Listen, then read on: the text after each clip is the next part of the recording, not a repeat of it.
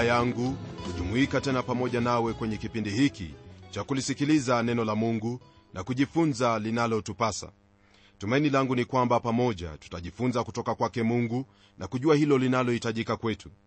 Tulipojifunza kwenye kipindi kilichopita, tuliona jinsi Mungu aliwapigania wana wa Israeli na kulitimiza neno alilomnenea baba yao Ibrahimu, yani kuwapa urithi katika nchi hiyo ya ahadi. Sasa twageukia sura ya 7 iliyo na mafundisho muhimu sana kwetu kama watoto wa Mungu. Napenda ufahamu hivi kwamba adui yako ni wewe mwenyewe.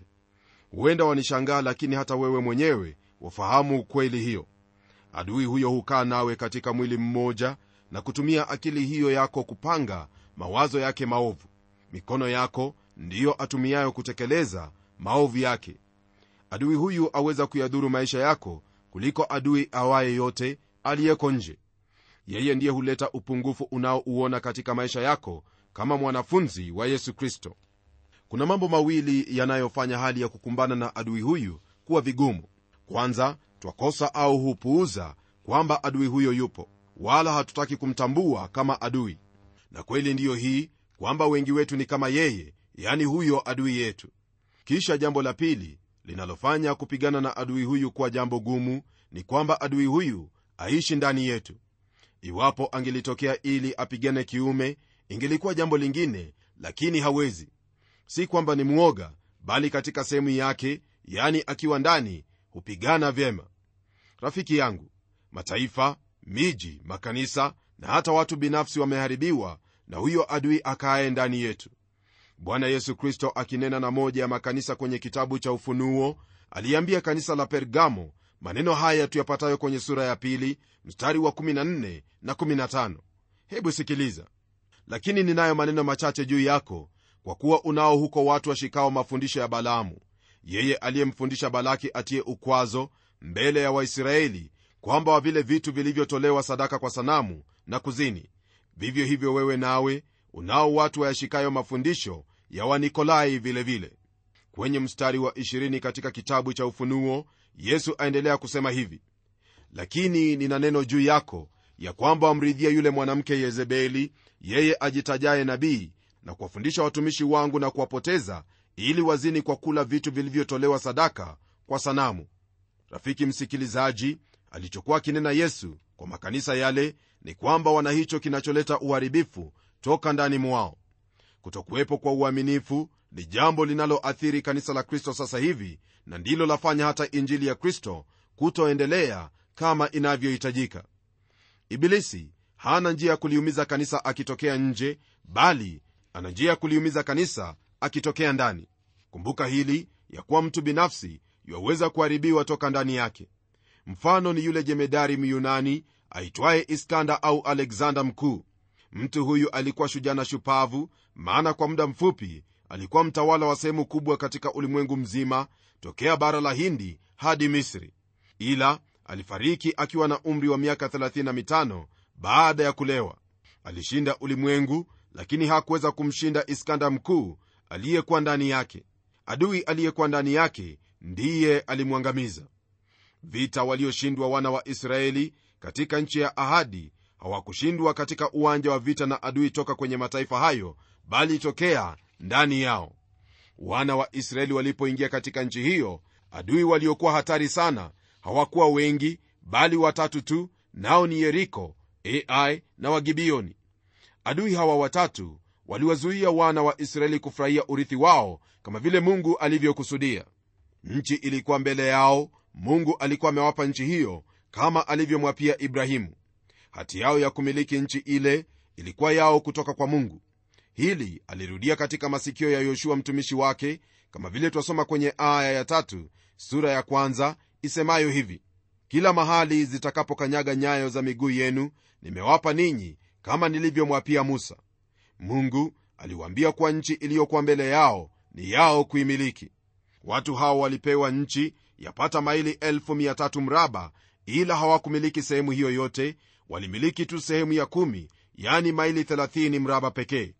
Hiyo ni hata wakati wa Daudi mfalme. Nasi waumini tumepewa baraka zote za kiroho, lakini ni wangapi wetu wanaofurahia baraka zile? Elewa hili ndugu yangu, kwamba unayo hati ya kupokea baraka hizo zote. Je, umezipokea zote na kuzifurahia kama Mungu anavyokusudia? Wengi wetu, msikilizaji, licha ya kubarikiwa kwa jinsi ile, twaishi kama maskini hohehahe. Mpendwa, Mungu amekupa baraka hizi, nawe wahitaji kupigania yote hayo na kupata ushindi ili uishi katika mibaraka zake. Unaposoma kwenye kitabu cha Waefeso, utaona kwamba chamalizia sauti za vifaa vya vita alivyotupa Mungu. Katika somo letu la leo lililoko kwenye sura ya 7 na 8, tutaona jinsi Waisraeli walivyoshindwa katika vita vya Ai na ushindi wao baadaye.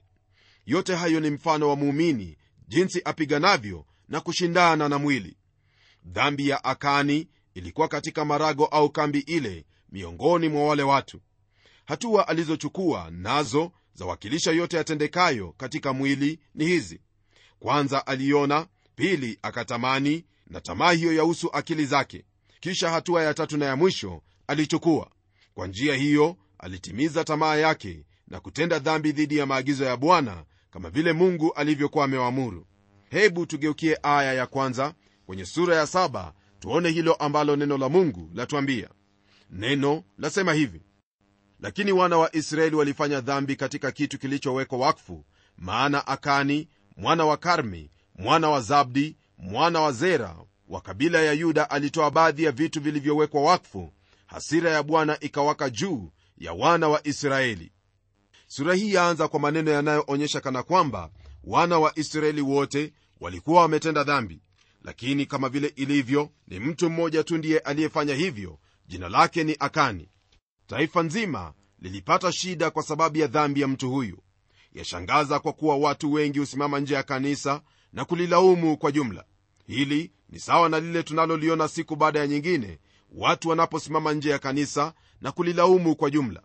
Wao hunena kuhusu upungufu wa kanisa na ukengeufu wake. Hili mimi hulifanya pia, ila ni tofauti kunena kwa jinsi hii ikiwa wewe ni kiungo chake, na ni tofauti kabisa ikiwa wasimama nje na kunena nawe si muumini. Kanisa linapopungukiwa na kuwa na hali ya ukengeufu, basi wewe nami ndio walaumiwa kwa kuwa tu washirika wake. Hili ndilo twalipata katika sura ya 12 mstari wa 26 kwenye kitabu cha Wakorintho wa kwanza. Nalo neno lasema hivi: na kiungo kimoja kikiumia, viungo vyote huumia nacho, na kiungo kimoja kikitukuzwa, viungo vyote hufurahi pamoja nacho. Hilo, msikilizaji, ndilo tutaliona hapa kwenye sehemu hii ya maandiko. Tunapogeukia aya ya 2 na 3, neno la Mungu latuambia hivi: kisha Yoshua akatuma watu kutoka Yeriko mpaka mji wa Ai ulio karibu na Bethaveni upande wa mashariki wa Betheli, akawaambia akisema, pandeni juu mkaipeleleze nchi. Basi wakapanda juu wakaupeleleza Ai. Wakarejea kwa Yoshua wakamwambia, wasiende watu wote, ila waende watu kama 2,000-3,000 wakaupige Ai. Usiwataabishe watu wote kwa kuwaendesha huko, maana watu hao ni wachache tu. Yeriko, msikilizaji wangu, kama vile nilivyokuambia kwenye kipindi kilichopita, yaakilisha ulimwengu, nayo Ai tunayokutana nayo hapa yaakilisha mwili.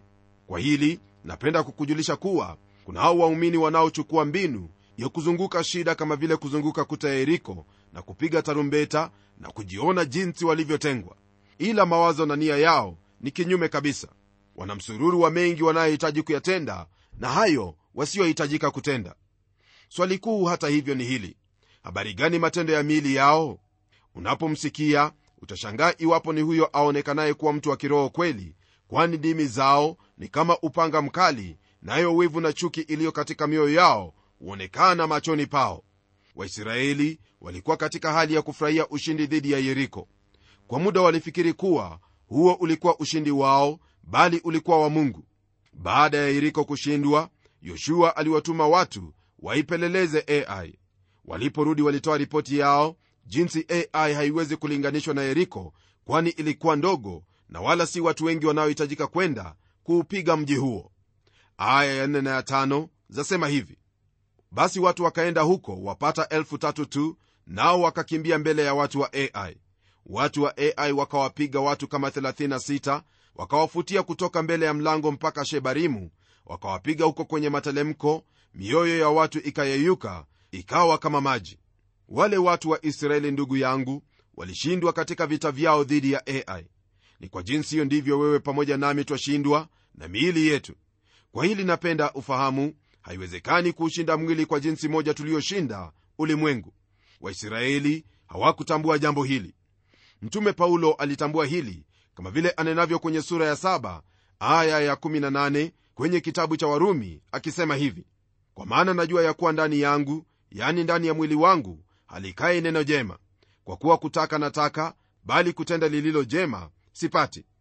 Ndugu yangu Mkristo, je, watambua kuwa hauna uwezo au nguvu zako binafsi za kukuendesha wokovuni? Huwezi kuishi maisha ya Kikristo peke yako, wala Mungu hakuulizi ufanye hivyo. Elewa hili, Mungu ataka kuyaishi maisha yake ndani yako. Mtume Paulo tena alitambua hili, kama vile twasoma kwenye sura ya 7 ya kitabu cha Warumi. Alifahamu kuwa hana uwezo katika asili yake mpya kuishi jinsi impasavyo.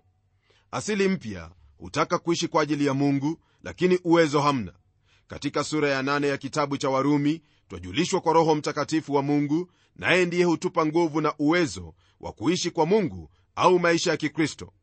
Kisha kwenye aya ya 6 na 7 neno la Mungu lasema hivi: Yoshua akararua mavazi yake, akaanguka kifudifudi mbele ya sanduku la Bwana hata jioni, yeye na wazee wa Israeli wakatia mavumbi vichwani mwao.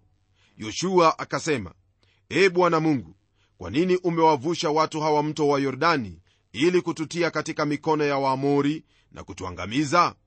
Laiti tungelikuwa radhi kukaa ng'ambo ya Yordani. Aendelea kwenye aya ya 8 akimwambia Mungu hivi: Bwana, niseme nini baada ya Israeli kuwapiga visogo adui zao? Yoshua ambaye hakujua kushindwa ni nini, sasa ararua nguo zake, hajui kwa nini ameshindwa. Alimlilia Mungu aliyemwamuru kuwaridhisha wana wa Israeli katika nchi hiyo. Aya ya 10 yatuambia hivi: Bwana akamwambia Yoshua, haya, inuka, mbona umeanguka kifudifudi hivi? Bwana anena na Yoshua na kumwambia hilo analohitaji kutenda, naye amwambia kwanza ainuke. Kweli ndiyo hii mpendwa, kwamba haina faida yoyote kuendelea kulia kwa ajili ya hilo lililotendeka, bali wahitaji kushughulikia mizizi na shina ya shida inayokufanya ulie. Tumia muda wako kung'oa shida na sio kulia kwa ajili ya shida hiyo. Hebu tuone hilo lililoko kwenye aya ya 11. Mungu anena na Yoshua akimwambia hivi: Israeli wamefanya dhambi, naam, wamelivunja agano langu nililowaagiza. Naam, wametoa baadhi ya vitu vilivyowekwa wakfu, tena wameiba, tena wameficha na kuvitia pamoja na vitu vyao wenyewe. Kama ilivyo, Yoshua hakujua kwamba Israeli wametenda dhambi. Upambanuzi haukuwa nao jinsi ilivyokuwa katika kanisa la kwanza. Naamini wakumbuka wale wawili, yani Anania na Safira, kwenye kitabu cha Matendo ya Mitume sura ya 5. Uongo waliofanya hao wawili uliwagharimu maisha yao. Kwa habari ya Yoshua, Mungu alimjulisha kwamba kuna dhambi katika kambi. Mungu alimwambia Yoshua la kutenda, kama vile twasoma kwenye aya ya 14 isemayo hivi: basi asubuhi mtaletwa karibu nami kabila kwa kabila. Kisha itakuwa ya kwamba kabila ile atakayoitwaa Bwana itakaribia jamaa kwa jamaa, na jamaa ile atakayoitwaa Bwana itakaribia nyumba kwa nyumba, na nyumba ile atakayoitwaa Bwana itakaribia mtu kwa mtu. Mungu alimwagiza Yoshua kufanya jambo hili ili kujua ni wapi dhambi ilipokuwa. Kama ilivyokuwa kwao, ndivyo ilivyo kwetu leo hii katika makanisa mengi. Waumini huenda ndiyo vipofu kwa maovu yanayotendeka katika maeneo wanayoyakalia. Macho yao yaweza kuona maovu tu katika vilabu na makosa watendayo wanasiasa na viongozi wengine, lakini wao hawaoni kuna uovu katika familia zao au makanisa. Yahitaji kuona jinsi ilivyo na sio jinsi tunavyochagua kuona. Kwenye aya ya 19 hadi 21 neno la Mungu latuambia hivi: Yoshua akamwambia Akani, mwanangu, nakusihi umtukuze Bwana Mungu wa Israeli, ukaungame kwake. Uniambie sasa ulilolitenda, usinifiche. Akani akamjibu Yoshua akasema, kweli nimefanya dhambi juu ya Bwana Mungu wa Israeli, nami nimefanya mambo haya na haya. Nilipoona katika nyara joho nzuri ya Babeli na shekeli 200 za fedha na kabari ya dhahabu uzani wake shekeli 50, basi nalivitamani nikavitwaa. Tazama, vimefichwa mchangani katikati ya hema yangu, na ile fedha chini yake. Kulingana na maandiko tuliyoyasoma, tuona kwamba kuna hatua zilizokuwepo mbele ya Akani kutwaa kilichokataliwa. Hivyo ndivyo ilivyo kwa dhambi za mwili. Masengenyo, husuda, wivu na mengineyo ni dhambi za mwili, nazo huleta ubishi na huharibu uhusiano uliopo. Akani alipotambuliwa kuwa ndiye aliyeletea Israeli shida, aliungama na kukiri yote aliyotenda. Kwa muumini leo, swali ni hili: atashindaje dhambi ya mwili? Kumbuka kwamba twaushinda ulimwengu kwa imani, lakini hatuushindi mwili kwa jinsi hiyo. Ni lazima kuwa katika ushirika na Mungu na kujawa Roho Mtakatifu ili tumtumikie Mungu. Je, huo ushirika tutakuwaje nao na Mungu? Habari gani uwezo wa kuishi kulingana na mapenzi yake? Waraka wa kwanza wa Yohana watufahamisha wazi kwamba hatuwezi.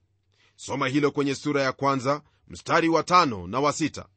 Mpendwa, ukisema kuwa unao ushirika naye, nawe waishi katika dhambi, basi wajidanganya mwenyewe. Na iwapo tutasema kuwa hatuna dhambi, twafanyika kuwa waongo, wala kweli haimo mwetu.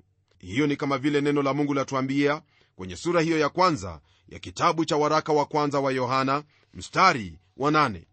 La kufanya ni hilo tunalolipata kwenye sura hiyo ya kwanza ya kitabu cha waraka wa kwanza wa Yohana mstari wa 9 usemao hivi: tukiziungama dhambi zetu, yeye ni mwaminifu na wa haki, hata atuondolee dhambi zetu na kutusafisha na udhalimu wote. Kilichopo ni hiki, kwamba hatuwezi kujiinua kumfikia Mungu, wala hatuwezi kumshusha Mungu aje kwenye kiwango chetu. Tunachohitaji ni kufungua mawasiliano naye na kuyadumisha kwa kutubu dhambi zetu kwake. Hili ndilo Yohana aongezea kwa kutuambia hivi kwenye mstari wa 15 kwenye sura hiyo ya kwanza kwenye waraka wake wa kwanza: tukisema kwamba hatukutenda dhambi, twamfanya yeye kuwa muongo, wala neno lake halimo mwetu. Rafiki yangu, ungamo si kufanya kwa jumla, bali ni kukiri na kuungama sawa na alilofanya huyo Akani. Aliona, akatamani, akachukua. Hivyo basi wafaa kumwambia Mungu kila kitu, kwa kuwa ayafahamu yote hata kabla hujamwambia. Mbona usimwambie waziwazi, nawe uanze safari ya ushindi wako dhidi ya mwili? Utakapofanya hivyo, furaha na amani itakuwa yako. Neno la malizia sura hii ya 7 kwa maneno haya yaliyoko kwenye aya ya 25 na 26. Hebu sikiliza. Yoshua akasema, mbona umetufadhaisha hivi? Bwana atakufadhaisha wewe leo. Ndipo Israeli wote wakampiga kwa mawe, kisha wakawateketeza kwa moto na kuwapiga kwa mawe. Kisha wakakusanya juu yake chungu kubwa ya mawe hata leo, naye Bwana akauacha ukali wa hasira yake. Kwa sababu hiyo jina la mahali pale likaitwa bonde la Akori hata hivi leo. Hili lililoko hapa, msikilizaji wangu, ni jambo linalohitaji kuzingatiwa sana. Hiyo ni katika maisha yako kama muumini. Sura ya 8 mstari wa 13 kwenye kitabu cha Warumi chatupa jinsi ya kuishi katika ushindi kwa Mungu. Kuna Wakristo wengi wasioishi katika ushindi kwa kukosa kufisha hayo ya mwili. Mtume Paulo anena habari za kujihukumu au kujipambanua wenyewe ili ulimwengu usije ukatuhukumu.